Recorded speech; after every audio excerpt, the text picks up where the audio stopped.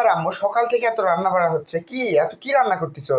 সকাল থেকে রান্নাঘর থেকে বেরোচ্ছ না, দেখি কি রান্না করছো, দেখি একটু দেখি কি রান্না করছো। আল্লাহ, এতগুলা ডিম রান্না করছো তুমি? ব্যাপার কি দেখি, ওইদিকে কি দেখি। হ্যাঁ, কি এটা রান্না কি? করছি? কি এখানে একটু এখানে সামান্য একটু খাসির সামান্যটা গোশত। হাফ কেজি তো উপর মনে হচ্ছে এখানে খাসির মাংস, আবার দুধও বের করছো। ব্যাপার কি, এত আয়োজন কিসের জন্য? তুই এমন আজকে তো করিস কেন? শুক্রবারও না, ব্যাপার কি? শুক্রবার না তো তুই এমন করিস কেন? তোর আব্বু তো, তোর পাপা তো আমাকে কিছু বলে না।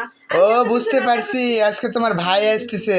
দেখছেন কোনোদিন তো আমার জন্য এত আয়োজন করো না, আমার জন্মদিনেও তো এত আয়োজন করো না। ভাই আসতেছে বলে এত আয়োজন, এতগুলো আয়োজন। 1 বছর পর আসতেছে, তুই সবসময় এরকম হিংসা করিস কেন আমার ভাইয়ের সঙ্গে? হিংসা তো করবোই। তোর মামা হয় না? তোর মামা হয় না? তুই বল দেখি। আমার জন্য এত আয়োজন করছো? কিছু বলে না, তোর পাপা আমাকে কিছু বলে? দুধও বের করছে কতগুলা। এগুলা চা খাবো, চা। বাপরে, তুই মনে হয় খাবি না? এত আয়োজন। তুই খাবি না?